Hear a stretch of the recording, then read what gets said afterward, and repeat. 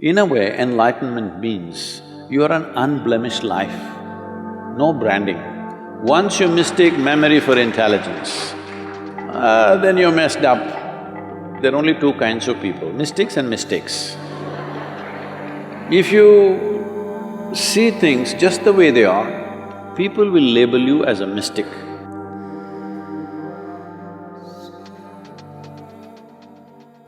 People even believed this, that there'll be some science in the body, and they burnt Trishul in their back, on the forehead, see this just appeared.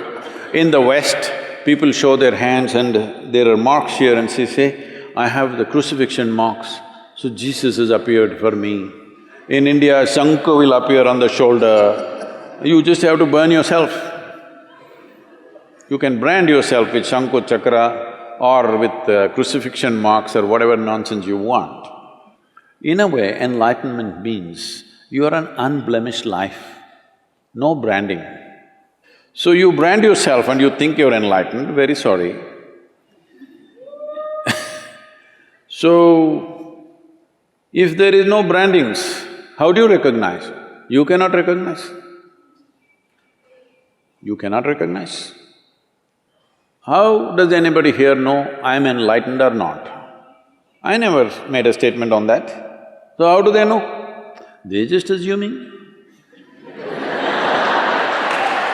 Yes. See, you go and sit in front of your kindergarten teacher. Do you know how knowledgeable he or she is? No. But that he or she knows ABC, you do not know, so you sit.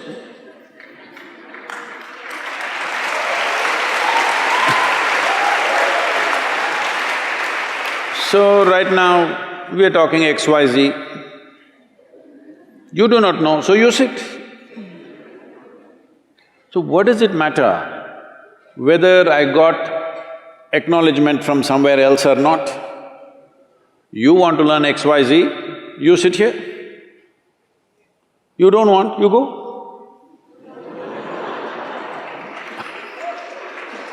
So,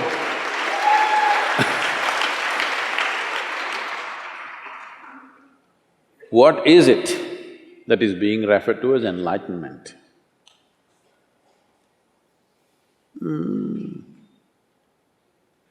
You know, there's something called as daybreak. It's a good word, I like that. It's called sunrise, but it's a daybreak. The day broke. Is it? No, it's a night that broke. Hello? The day broke or the night broke? Night broke. Night means what in our perception? Darkness. If you were an owl, it would be different. In your perception, night means uncomfortable because dark. Your visual apparatus are not comfortable in darkness. That's why we invented all these lights and this and that. Why? Because we are not comfortable when it's dark, because we don't know what is what. In light, we see things clearly. So if night broke, that means if clarity appeared, this is all sunrise is doing to you. You could not see, you were struggling, sun came, suddenly confidence. You know where to go, where not to go, what to step into, what not to step into. This is all enlightenment is.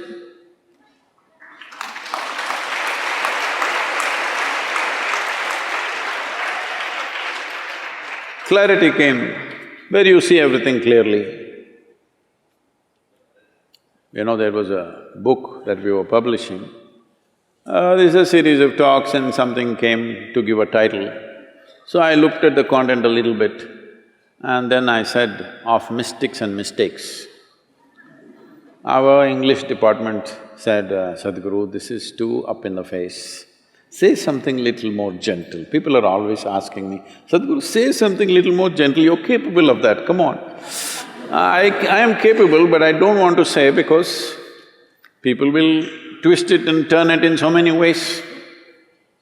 If you say it in a face-slapping way,